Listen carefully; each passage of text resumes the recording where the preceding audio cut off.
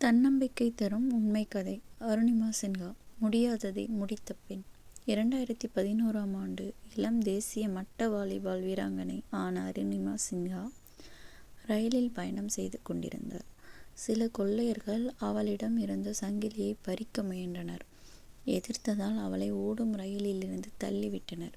ரயில் பாதையில் விழுந்த அவள் கடும் காயங்களுடன் பல மணி நேரம் அங்கேயே கிடந்தார். பல ரயில்கள் கடந்து சென்றன. இறுதியில் பல மணி நேர போராட்டத்திற்கு பின் மருத்துவமனைக்கு கொண்டு செல்லப்பட்டார்.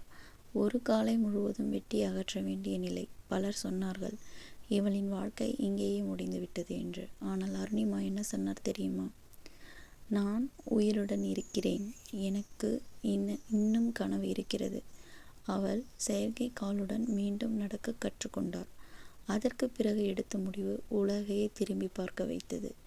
எவரெஸ்ட் மலையை ஏற வேண்டும் என்பதுதான் அது. அவள் கடுமையாக முயற்சி பெற்றார். வலி, சோர்வு, விமர்சனம் எதையும் பொருட்படுத்தவில்லை. 2013ஆம் ஆண்டு செயற்கை காலுடன் மவுண்ட் எவரெஸ்ட் சிகரத்தை அடைந்த முதல் பெண்ணாக வரலாறு படைத்தார். இந்த கதையின் பாடம்: உடல் குறைபாடு தோல்வி அல்ல, மனக்குறைபாடுதான் உண்மையான தோல்வி. சூழ்நிலை எவ்வளவு கடினமாக இருந்தாலும் நம்பிக்கை இருந்தால் சாதனை சாத்தியம்.